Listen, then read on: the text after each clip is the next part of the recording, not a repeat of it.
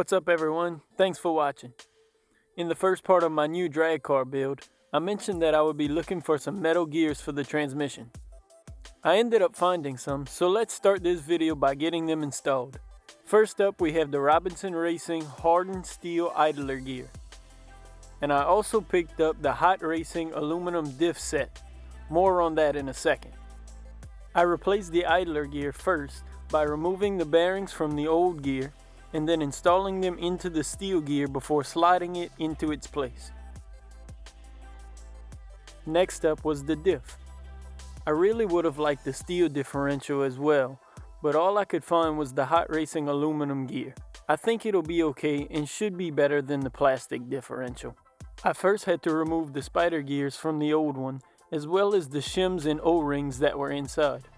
I could then put everything in the new diff, making sure to reinstall the O-rings and shims before putting the outdrives and gears in it. Instead of putting oil in the diff, I'm putting silicone putty, just like I did to my SMT10. You really just need to pack some in before installing the spider gears, and then pack some more on top after. This semi-locks the differential, only allowing movement in extreme cases. After installing the included gasket, I can screw on the cover. I also used the little Loctite on each screw. You can see a small amount of the silicone putty squeezing out of the sides. The last part of the transmission was reinstalling the slipper clutch assembly. I actually had to go online and find instructions for this, since it's a Shell Racing Nova slipper assembly, and I wasn't smart enough to take pictures when I took it apart.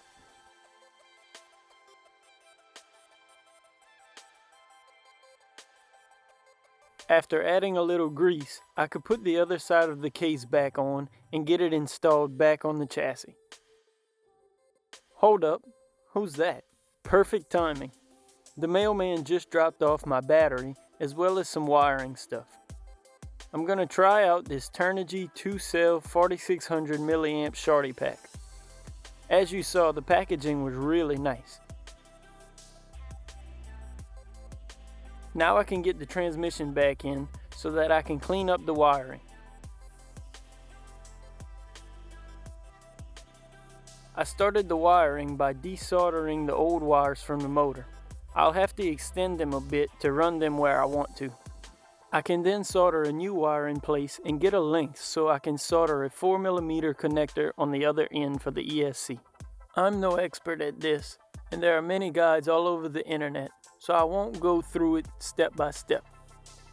After getting them all soldered up, all that's left to do is routing all the wires to the side of the chassis so they're out of the way. I also got the battery all soldered up, but I'm going to take it out for now. I cut some small slots in the chassis tray to pass a zip tie through to secure the motor wires.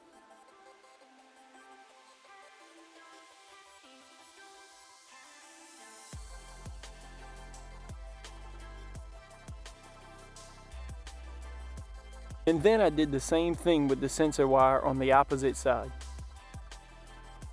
To get the front end a little lower, I cut some old springs I had and installed them on the shocks. I know this isn't ideal, but it'll at least get me going till I decide what shocks I want to run.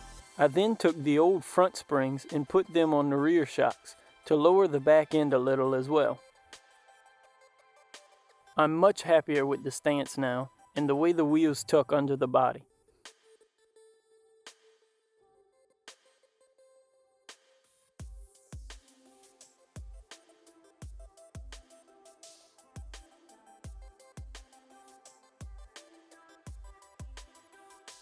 Just as fast as I got the transmission in, it's back out.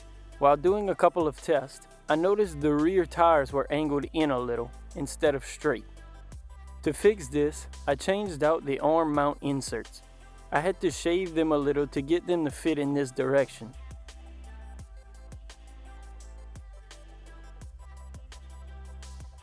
Hopefully you can notice the difference on camera, but that looks much better.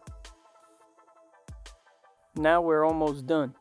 All I have left to do is figure out a wheelie bar and paint the body. Comment down below to let me know what colors you think I should paint the body. And let me know if you enjoyed the video by hitting that like button. Thanks again for watching. Peace.